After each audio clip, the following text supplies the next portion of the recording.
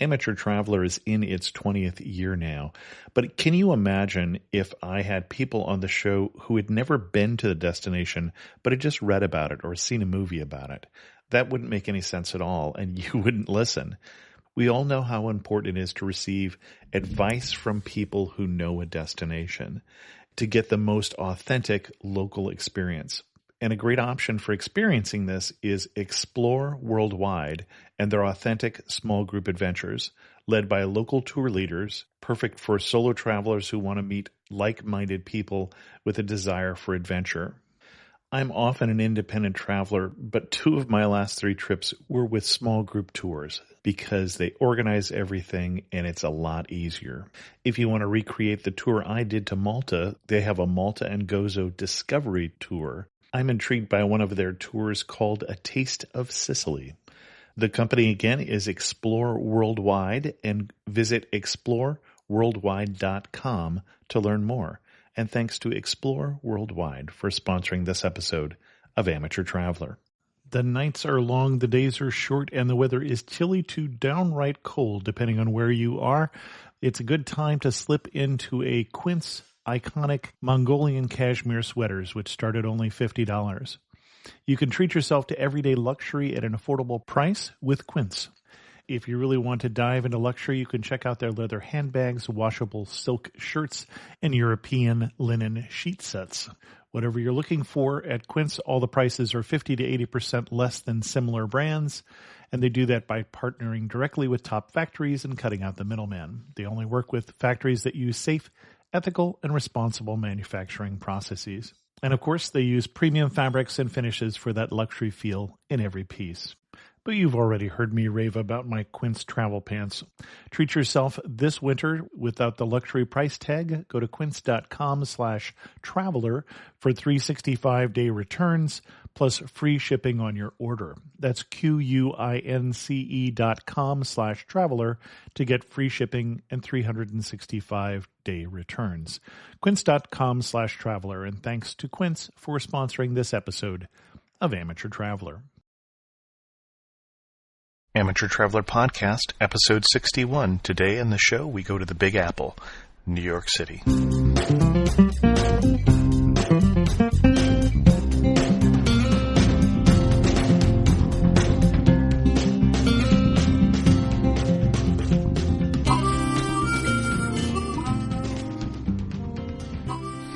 Welcome to the Amateur Traveler Podcast. I'm your host, Chris Christensen. This episode is brought to you by HotelBook.com, the official site of independent hotels worldwide. HotelBook.com. Stay your way. Stay independent.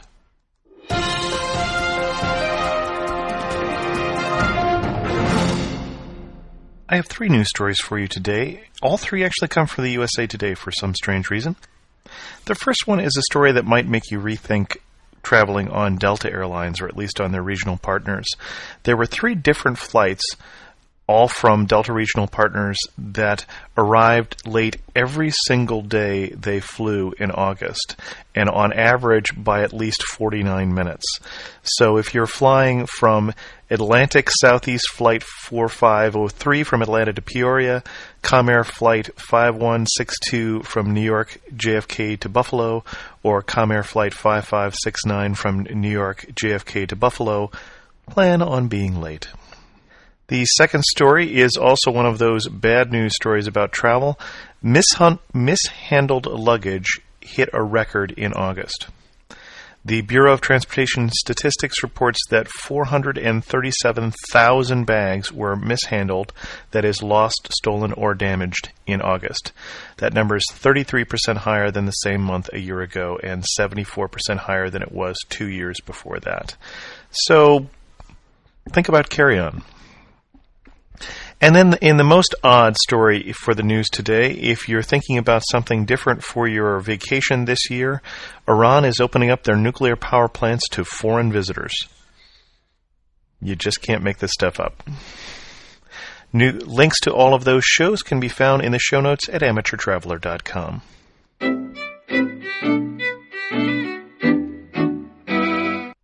The topic of this show, as I said, is New York City, and I'm going to do this interview that I did here in two parts. We'll do 20 minutes of interview in this show, and then the next episode will contain the next 20 minutes of this interview. And now here is the interview. I'd like to welcome to the show Michael, who is living currently in Manhattan. And when I started to think about doing a show about New York City, I thought of Michael, who's a friend who has been our tour guide before in Manhattan and knows the city better than I think anybody else I know, and has one or two opinions about New York City. Wouldn't you say that's fair to say? Or a few more, actually. Welcome to the show. You can't, yes, thank you. You can't be in New York and not have an opinion.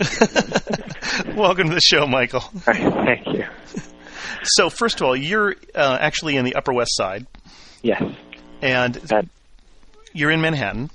Right. I'm actually on the northwest corner of Central Park at 110th and Central Park West. And so you can pinpoint that on your Google map. Yeah, and I'm not sure that everybody understands that New York City, when we talk about New York City, isn't one place. There's a lot of different neighborhoods, different boroughs even. You want to give us a quick overview of New York City? Well, one of the, I think, critical trivia pieces about New York is that it actually consists of really several islands. Right? So Manhattan is an island. Queens and Brooklyn are both on an island. Long Island and Staten Island is obviously an island. So it's a city that is mostly on islands, and the only part that's not on an island is the Bronx, which is a part of the mainland.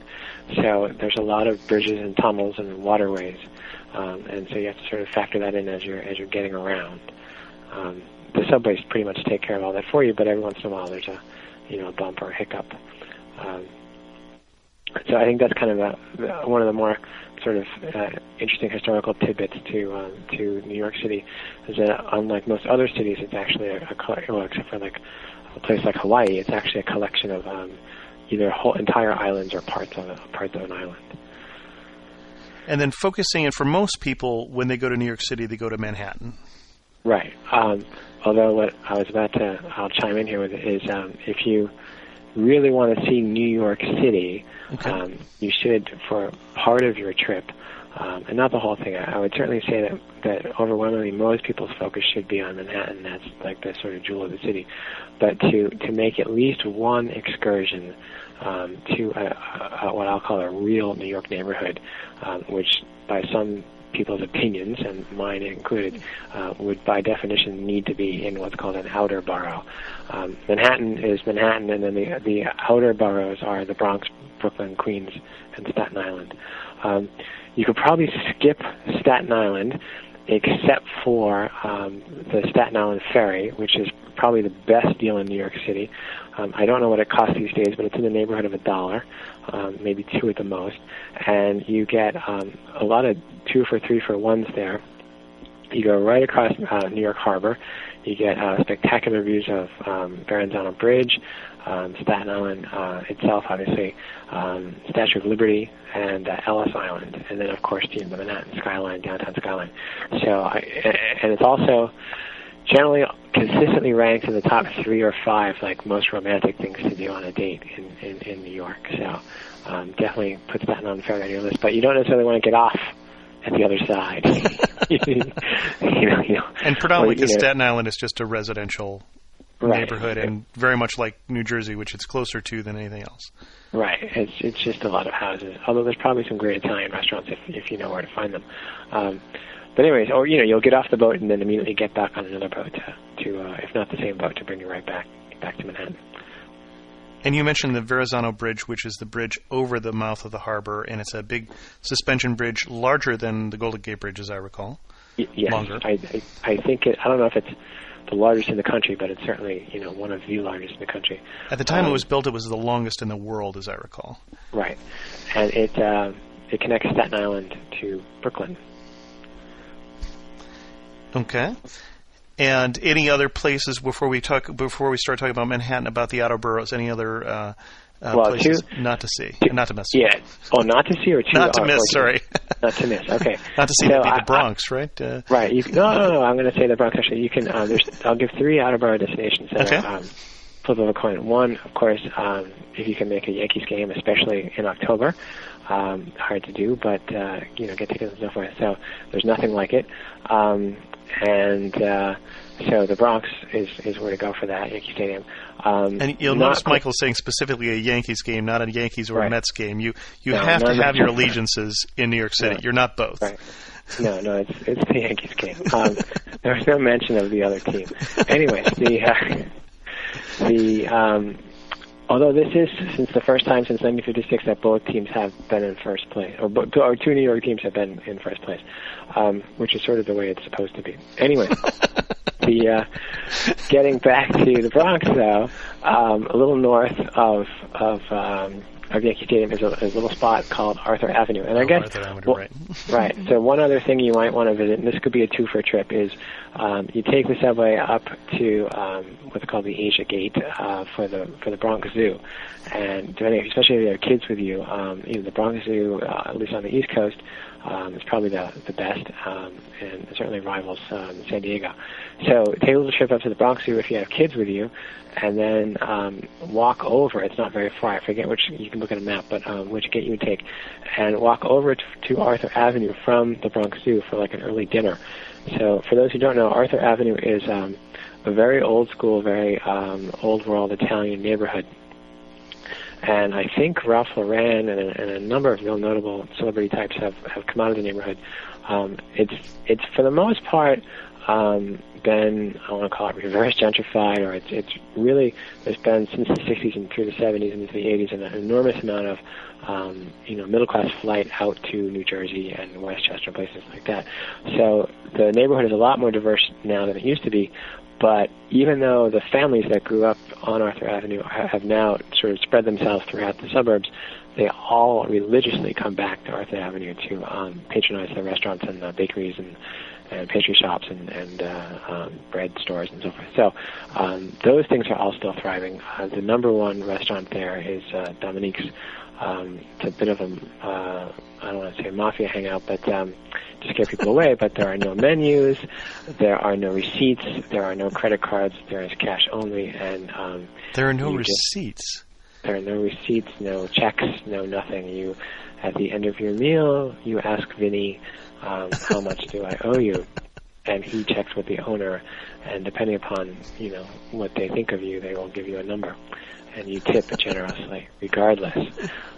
And like I said, there's also no menus. You just ask Vinny what's good tonight, or whoever your waiter is, and he will tell you. You're in the mood for a little pasta, a little steak, a little seafood, and there's no seafood on Sundays if you go on a Sunday, because the boats don't come in on Sundays. They only serve food that was got purchased that morning at from Hunts Point or wherever they the distribution warehouses, and fresh off the boat that day. They will not serve you 2-day-old food or even 1-day-old food. It has to be that fresh for that day. And my father says it's the best veal parm he's ever had in his life. I agree, and some amazing Italian food, and some of the other restaurants, plus or minus a few blocks, are also fantastic. And my favorite bakery, the trick here, if you go later at night, is the bakeries close at 8 o'clock. So you want to buy your pastries, lobster tails, cannolis, that kind of stuff, before you get dinner, because if you stay for dinner past 8 o'clock, the bakeries will be closed. Adicio's is my favorite pastry shop. But DeLulio's is another one that's just on the block from that. That's also pretty good too. And then there's Arthur Avenue Bread, which is famous throughout the New York City area. So that's a really good two-for spot out into the real Italian neighborhood. The other place to go that's not quite as real, that's a little Manhattan-esque, but it's very easy to get to, is Brooklyn Heights, which is just over the bridge, the Brooklyn Bridge, into and a little bit to the right. But it's a very sort of chic Brooklyn neighborhood, kind of a Manhattan feel, lots of historical brownstones and cute little tree-lined streets and little shops and restaurants. And more cutting edge in the last couple of years is a place called Dumbo, which stands for Down Under the Manhattan Bridge. So there's BMW, which is Brooklyn, Manhattan, and Williamsburg. Those are the three bridges from Lower Manhattan into Brooklyn. And so Dumbo is this up-and-coming sort of shishi neighborhood these days, with lots of galleries and art studios and furniture stores, and it used to be a lot of warehouses, but now it's a very trendy place for young people to live. So just a real quick recap would be Brooklyn Heights, Yankee Stadium, the zoo and the Bronx Zoo, and Arthur Avenue would be my outer borough trips. And I might pick one or two. I don't know that you'd have time to hit them all. But then I guess that brings us back to Manhattan. Okay. And like I said, I would use the Staten Island Ferry as a really cheap way. One thing that you do want to avoid, actually, especially post 9/11, is dealing with the hassle of getting out to the Statue of Liberty. They used to, let you walk around and climb inside and all that kind of stuff. I think it's fairly limited access now, and you get a pretty good. The thing is huge, right? So you don't need to be right next to it. You can either take the Staten Island Ferry, or there are ferry boats that will, not ferry boats, but just boats, tour boats, that will maybe take you to Ellis Island, and then do like a spin around the Statue of Liberty for you. So you get a fantastic view from the water. So that's good enough. You don't need to stop on Liberty Island itself. And if you are going to take some time to get off on one island, I would get off on Ellis Island and do a tour of Ellis Island, which has a lot more interesting things to see. And maybe you have a relative on the wall, as I do. Right. Yeah, they have quite a lot of records there, which is interesting to look through. Takes a little while to wander through there.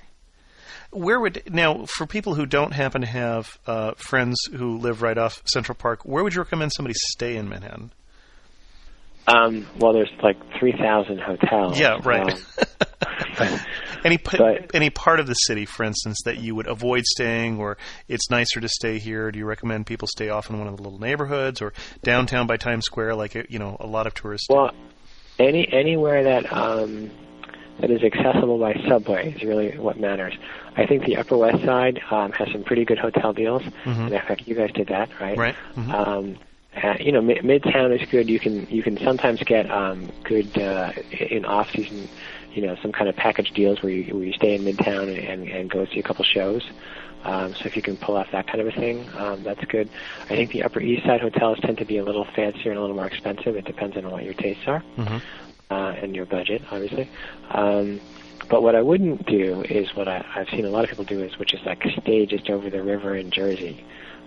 You really miss out. Even some personal blood relatives of mine have done that.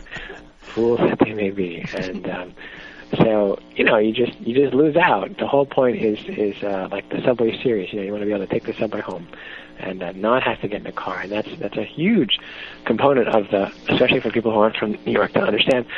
There is no reason on God's green earth for you to step foot in a car when you're here. There's plenty of subways, and worst case scenario, you hop in a cab, but that's not quite a car. You're not driving it yourself, and so if you have to get in a car and deal with parking and all that kind of stuff, and then schlep back to Jersey or wherever it is you came from, you miss the point. So. Now, you say subway, but I know that we had mutual friends who came out and visited you, and they came back complaining about how much you had walked them from place to place. So you also do New York City on foot a lot, which we did when we were there also. Right. And I think one rule of thumb that's useful for people to know is that how to judge distance in Manhattan. Easy enough. 20 blocks is a mile. 20 not avenue blocks. We have two different kind of blocks. You have north-south blocks, which are the normal, 100th Street to 101st to 103rd, 3rd, 105th, 110th. Those types of blocks, 20 blocks to a mile. I don't know what the distance is going east-west, but east-west are avenue blocks, which are much larger, and I'm ballparking 5 regular blocks to an avenue block. But different avenues are spread across the city at different widths. And so up Central Park, for instance, goes from 110 down to 60th? Yeah, 59th. 59th. So, okay, I was right. Yeah, so it's about like 2.5 miles long. Right, yes. Now, that's obviously in terms of stuff to see in Manhattan. I'm gonna put the list into 2 categories. You want to see the stuff that you want to be able to tell your grandkids you saw, right? Which would be things like Central Park. You want to be able to say you're in Central Park. You want to go to the top of the Empire State Building. Absolutely fantastic. You must go to the top of the Empire. There's no point in coming here if you're not going to go to the top of the Empire State Building. Now, and that allow some time for that, right? Yes, there's lots of lines, depending upon when you go. So roughly 4 hours if you're going to go up to the top of the Empire State Building? Well, you can probably do it in two. In two? Depending on how long you stay there. And again, how crowded it is. And I have taken dates up there in like 15 minutes. If you, like a Tuesday night at 9 o'clock, nobody's there. And so, excellent place for a first kiss, by the way. And... So anyways, you can, if you get there at the right time, there's no line. But if you're most days, if you're there on a school vacation, there's going to be huge lines. If you're there, during the school non-school vacation times, there probably won't be lines. So the Empire State Building. And you say Central Park, but Central Park is a large area. So anything particular to see in Central Park, or? Most people start with the southern part, which is 59th Street up to about 72nd Street. Okay. And I would say for somebody from out of the city, that's the best section to focus on. North of that is the park for New Yorkers, baseball fields. And of course, another great thing to see is the reservoir. It's actually the Jacqueline Kennedy Onassis Reservoir is what it's called now. And I just got back from a run around the reservoir. And at night, if you're a little daring, and it's really very, very safe. I run in there at night every night. If you're a little nervous of the park, what you can do is go to Fifth Avenue and East 90th Street. And by the way, the east-west thing, Fifth Avenue is the middle. So east of Fifth Avenue is East 110th Street. And the same street to the west of Fifth Avenue is West 110th Street, or whatever. So you want to go to 90th and 5th, and there's an entrance to the park there. And inside, I don't know, 30 or 40 feet, you walk into the park and then up some stairs, and you're at the base of the reservoir. And so you don't really have to go very far into the park to see the reservoir. And at night it is spectacular. If the wind is low, the water is as smooth as glass, and then all the as you go around the reservoir, you could just stand there and look from where you are. Just spectacular reflection of the city lights into the reservoir, and you can see Midtown and the buildings on both sides reflecting their lights into the smooth water. It's really pretty. So you were doing your list of things that you were going to have to tell your grandchildren you saw, and when I interrupted you. So the lights on the reservoir, Central Park itself is certainly, I would say, number one. And there is no other urban park on the planet that even comes close to rivaling Central Park. So number two, top of the Empire State Building. Number three, Rockefeller Center. Nice shopping, and NBC's there, and the Today Show and all that kind of stuff. And it's changing, but certainly the World Trade Center, aka Ground Zero, is an absolute, for any American citizen, an important stop to see, have seen. And the Stock Exchange and the Commodities Exchanges are both, when you're downtown, you want to check those out. You can go by. I wouldn't put it on my list of must-sees, but Trinity Church is also right by the Stock Exchange. That's worth looking at. And we should point out, when you say downtown is south, uptown is north, and midtown is in the middle. Well, yeah. Well, downtown is way downtown by Wall Street, which is the most southern portion of the island. Just north of that, you get into Chinatown, Soho, and Little Italy, which those are also fun walking tours in Greenwich Village. Then north of that is Midtown, and then north of Midtown, in the middle, is Central Park, and on the east and west of Central Park is the Upper East and Upper West sides. And then a little north of the Upper West Side is the Columbia Morningside Heights area, and then north of Central Park itself is Harlem.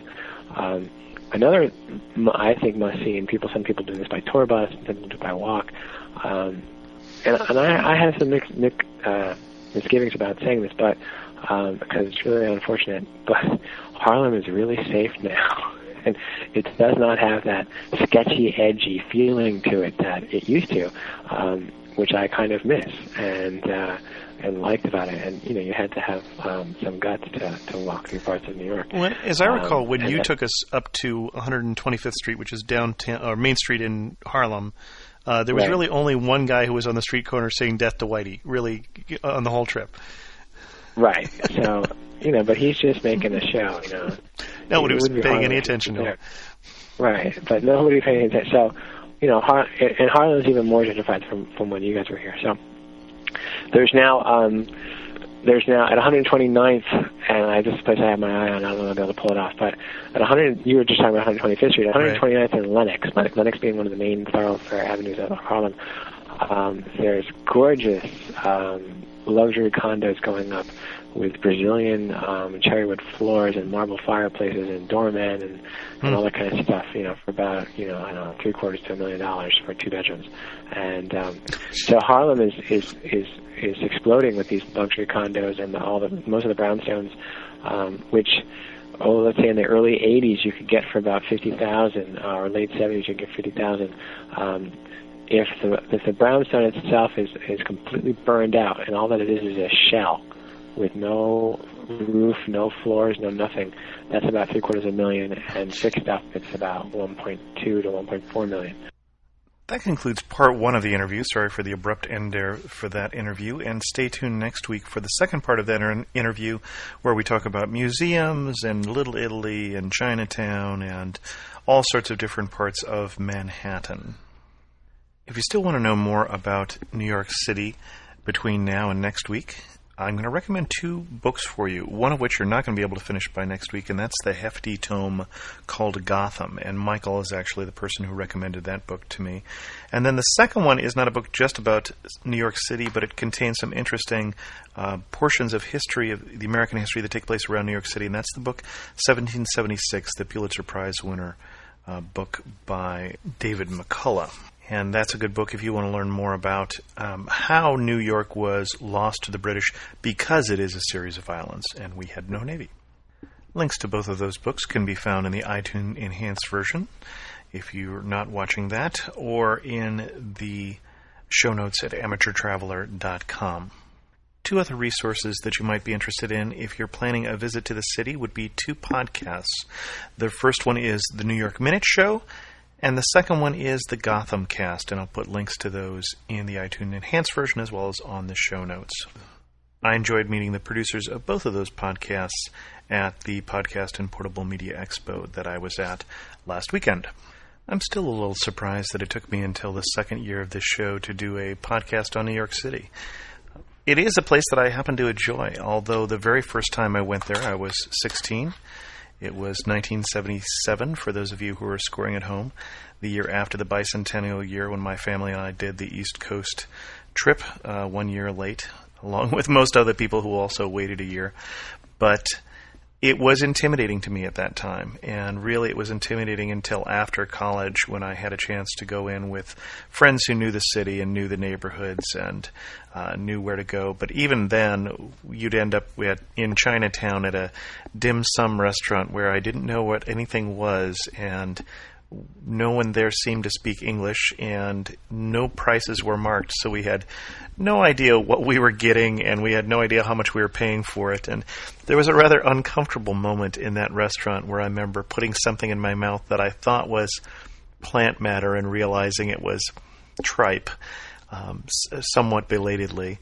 So it took me probably a few years until I really got the chance to really love New York City and love to get back to it. And one of the trips that I did fall in love with New York City was the trip that we went after Michael had moved back there with his family.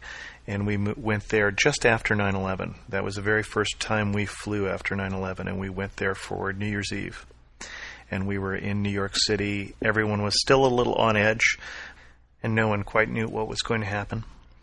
We had been into New York City numerous times on a sort of afternoon trip because my wife has a brother who lives on Long Island, well, 2 brothers who live on Long Island, and we would stay with her older brother, and we would go into the city just long enough to show the kids the Empire State Building and FAO Schwartz, and then we'd get back on a train. And it really took some time actually spending some time in the city to really get to appreciate it. And I think that that's something that I would encourage you to do, spend some time there, get a hotel, not in New Jersey. The hotel prices are expensive, so this might be a good time to check out something like hotelbook.com for a small independent hotel and save a little money while you're there. And come back next week and we'll finish up this story about New York City. In the Internet Resources portion of the program, I have a few resources that I picked out that are appropriate to New York City. The first one is a guide to the neighborhoods in New York City, which has links basically to all of the different information about all the different neighborhoods in New York City, both Manhattan as well as the outer boroughs. The next resource I have for you is truly magical. It is a Google mashup, if you know what that is, that lets you go to a map of New York City, click on a location, and then click on a second location, and it will tell you how to get there on the subway and all the stations in between. Just a wonderful planning guide for New York City. Links to that in the show notes and the iTunes Enhanced version. The third resource is a guide to the artwork on the subway in New York City. So I think you'll enjoy that. I'll put links to that in the show notes also. As we move on to community links today, I'm going to mention two resources that I haven't mentioned recently. The first one is the Flickr group for the Amateur Traveler podcast. If you go to flickr.com/groups/amateur traveler, you'll find a group of pictures, over 700 so far, that have been submitted as members of the listeners of this podcast, including some of my pictures, Nathan, who started the group, and then I've really been enjoying some pictures just recently put up by Joy23. Joy, I'm not sure who you are. Drop me an email at host@amateurtraveler.com. She's got some great pictures about a trip to Greece. I'd love to hear a little more about it. The next resource would be the Frapper map. There's a link to this on amateurtraveler.com to put your pin in a Frapper map and see where all of the other listeners are coming from who listen to the show. It's very interesting for me to see where all the listeners are coming from, so put your pin in the Frapper map. Speaking of email, host@amateurtraveler.com, I had two emails last week that I'd like to mention. One is from Chandra, who is having a little problems with how to subscribe to the show. If you have any problems, drop me an email. I'll be glad to walk you through it. I'd love to have people subscribe and get the latest version when it comes out. And the second one was from Chris, and I had to apologize. In the last show, I wasn't quite specific in my sentence structure, and it came out sounding like I said Vancouver was the capital of British Columbia, and I was trying to say Victoria was the capital of British Columbia, but it may not have come out that way. There's a new way to get voice feedback to the Amateur Traveler. You can, one, go to the web page, as I said before, and use the gizmo on the front, on the left-hand column, to record a feedback, or you could pick up your phone and call 206-MOM-LOVE, or 206-NON-LOVE, or 206-MOO-LOUD, depending on how that works for you.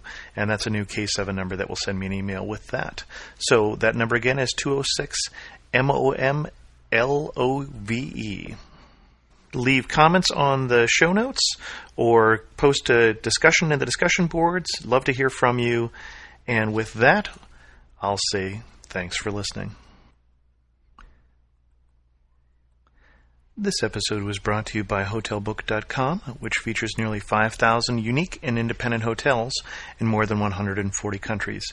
Whether it's a resort, a cabana, or a castle, HotelBook.com invites you to stay your way and stay independent. Visit HotelBook.com to see the latest deals for New York City. From an upscale city hotel to a relaxing beach retreat, HotelBook.com will show you the best deals for that one-of-a-kind travel experience. HotelBook.com. Stay independent. The best and the brightest served up daily by the sharpest minds in content delivery, Podshow and Limelight.